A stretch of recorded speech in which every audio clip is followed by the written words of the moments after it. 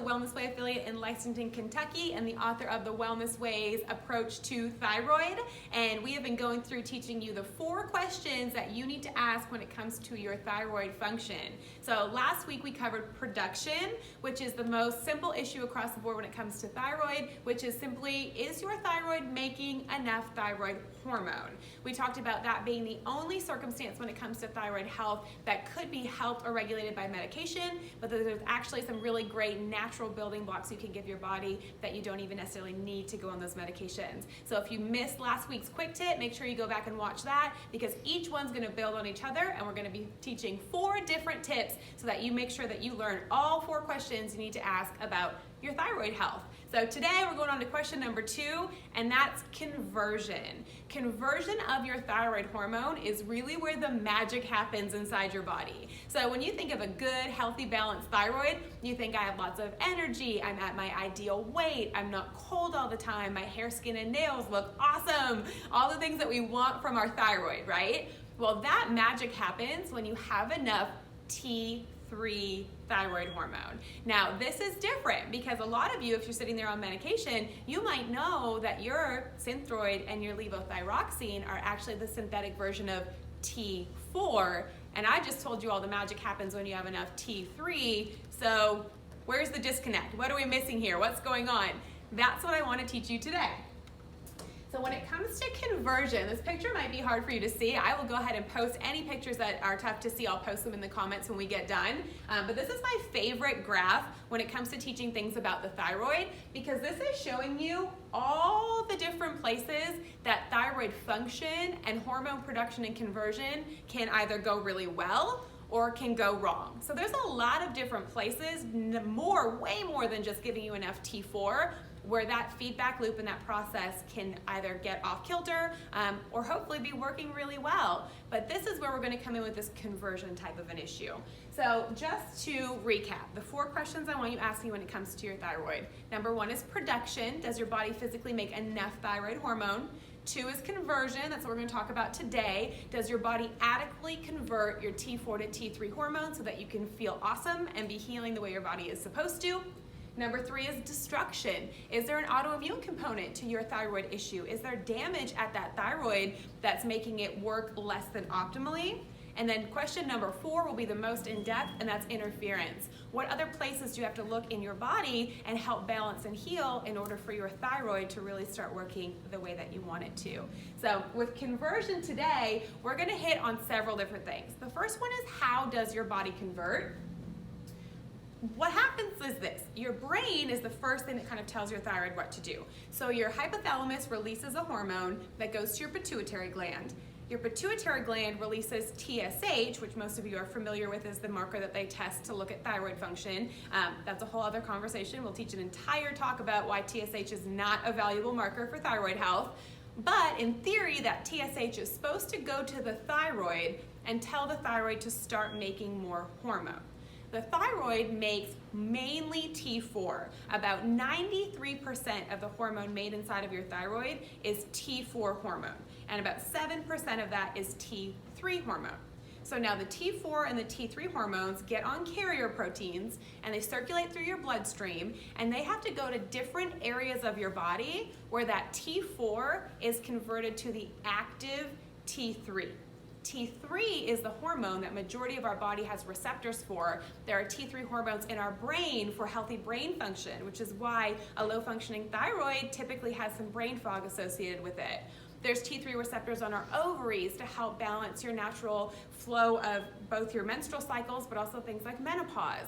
There are T3 receptors on our neurons and our nerve endings. There's T3 receptors in our digestive tract. They're everywhere, but most of those receptors are for T3 and not for T4. So T4 can get converted to T3 in several different areas. It can happen in our gut, it can happen in our liver, it can happen in our muscle tissue, it can happen in our nerve endings. It happens in several different areas, but it does have to be converted in other parts of the body, not just in the thyroid. So when we look at this conversion, we need a lot of good, healthy conversion for our body to be able to heal and function properly. So T4, when it leaves the thyroid, gets converted to T3 in those areas. But a couple of things can happen. One, if T4 isn't converting properly to T3, it's gonna stay as T4. So this is a very typical situation that happens. You go into your medical doctor feeling terrible. You say, I'm tired all the time. I have this spare tire around my belly. I can't get rid of it. My hair is falling out. I'm just like freezing all the time. I think it's my thyroid. So they test your TSH and they test your T4. And guess what? Your levels look great. You are perfectly within their normal range. It's not your thyroid, it's probably stress, or you just need to lose some weight, right? Most ladies, you have heard that told to you before, or it might be all in your head.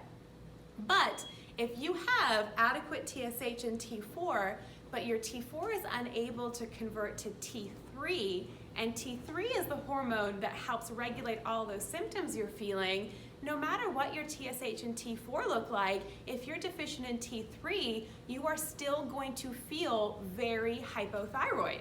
This is one of the biggest things missed when you look at the medical diagnosis of a hypothyroid, is they only look at TSH and T4, and then they don't care if you still feel crummy, because to them, those are the two markers that have to be in range. So if you haven't had your T3 tested, I highly encourage you to do that, because that right there could be your missing piece. It's not that you're not making enough hormone, it's not that your TSH is off the charts, it's that your body can't physically convert it to T3, and you're stuck in that hypothyroid kind of symptom.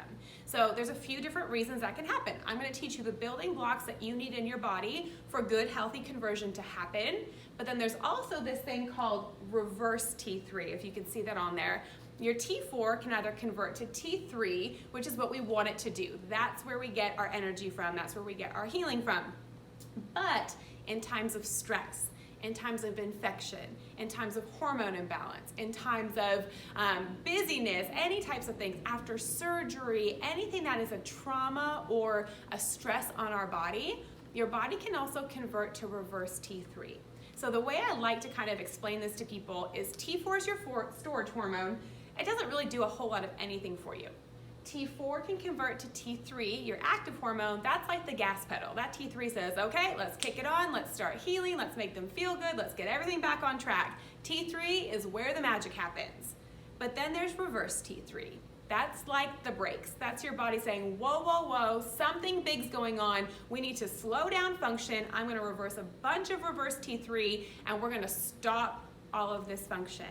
So you don't know, if you don't know how much T3 and reverse T3 you have no idea how healthy your body actually is, because all you know is T4. You don't know if it's going to T3. You don't know if it's going to reverse T3. And this is one of the things that I really highly dislike about medication for thyroid conditions, is if you go and get tested and maybe your T4 was low and your TSH was high. Well, they give you a bunch of synthetic T4 medication, having no idea if your T4 is converting to T3 or reverse T3. So I hear this all the time. I get on the thyroid medications and I feel worse.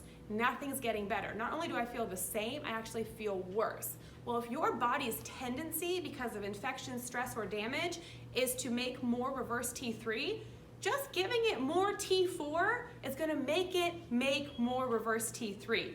I hope you're following me on this, because it's really important. In that circumstance, that medication was actually the wrong thing for you. It's probably causing more harm than good, but you don't know that unless you're testing other values, which is why just TSH and T4 are not nearly enough to diagnose you with any type of hypothyroid issue, but even more importantly, they are not nearly enough to make a real plan to regain your thyroid function. We've got to at least go the next step and look at T3 and reverse T3, and at the Wellness Way, we go much farther than that, and we test several other factors, like we're going to talk about in the next couple of weeks, about destruction and interference. So the next time you go to your medical doctor and they test you for your thyroid function, at a bare minimum, demand that it's TSH, T4, T3, and reverse T3 at a bare minimum, because you need to know what that picture looks like, especially before consenting to go on any medications. So what do we need? If you know you are a poor converter, your T4 is not converting to T3 the way that it's supposed to, there are some very simple things that you can do to help speed up that conversion process. So one of the things we know that converts T4 to T3, it's called your deiodinases. What that means is something that takes away an iodine. So So if you want T4 to go to T3, we need to remove one iodine. There is a deiodinase that does this for us, and there are a few things that we know it's dependent on. And one of the main things is selenium. It is a selenium-dependent deiodinase. So your body needs to have adequate amounts of selenium to be able to cleave that iodine off the T4 to convert it to T3. So supplementing with something like a good quality of selenium will be very helpful in promoting better conversion for your body. Iron is another one, especially looking at things like your ferritin levels. You need to know if your body's able to store enough iron to make this conversion process happen easily for you. So iron is one of the main things, especially a low ferritin level, that I see on people who have a poor conversion issue, and supporting the body with some of those building blocks is tremendous in getting it to speed back up and start converting that T4 to T3 appropriately again. And then glutathione. Glutathione is one of your body's main detoxification factors. We need lots of glutathione to help clean out the cells, to help our detox pathways, and also to help us make more T3 hormone. So checking things like your glutathione levels. On our hormone panels that we run on our Dutch test, it checks for your glutathione levels. These are important things to know about your body. If you know you have a poor conversion process, here's just kind of a word of caution. Don't just run out and get on all of these supplements. You don't know which ones of these you need. Test for them. Where's your glutathione? Where's your ferritin levels? What does your selenium levels look like? Know those things about your body so you can appropriately take the herbs and supplements that you need. Just like a medication, we don't use herbs or supplements to cover up your symptom. We only use what your body is telling me it needs, and that's why testing is the most important piece of getting proper function back. So make sure before you run out and start any of these things, you know that's actually what your body needs. Get with a Wellness Way doctor, figure that piece out. But glutathione is very powerful, and we use it for a lot of different processes. When we get to the destruction piece, we'll talk a lot about how we use glutathione when there's an autoimmune piece to the thyroid as well.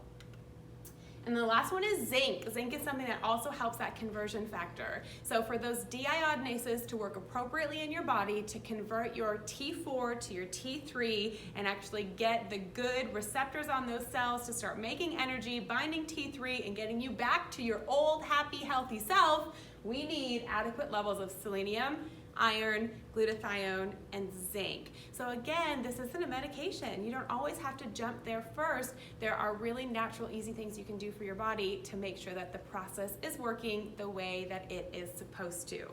So just to recap, with conversion, this is the typical, I'm already on medication and I still don't feel good, or maybe I feel worse.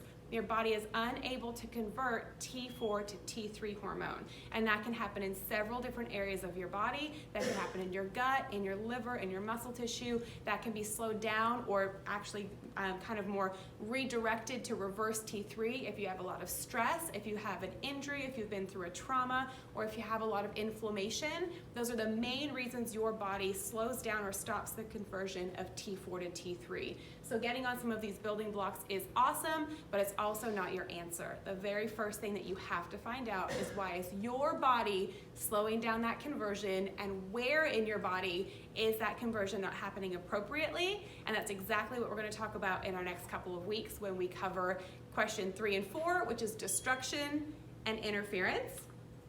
And if you suffer with any thyroid issues, or you need more information, or maybe you have a family member or a friend that does suffer with some thyroid type stuff, follow me on Instagram every Thursday using the hashtag Thyroid Thursdays. I post a lot of great labs and information and different things to teach you how to manage your health and take your health into your own hands. So one of the main things I hear people say is, my doctor won't test those other markers. Well, in this day and age, that's no longer an excuse for you to continue to suffer, because we have over 50 Wellness Way doctors across the country who can see patients remotely from anywhere. So if your doctor won't test you properly, reach out to the Wellness Way and one of us will. So don't sit there and suffer any longer. There is an answer, there is a way, and it always starts with proper testing. Get your thyroid tested, maybe looking at your gut or those other areas, to find that answer and to get your health back. So I hope you are learning something in this thyroid series. Tune in with us next week when we're going to talk about destruction, and that's everything to do with autoimmune thyroid. We're going to talk about Hashimoto's and Graves' disease. So if you know anyone suffering with those issues, make sure you tag them and get them on next week because we're going to go through it all.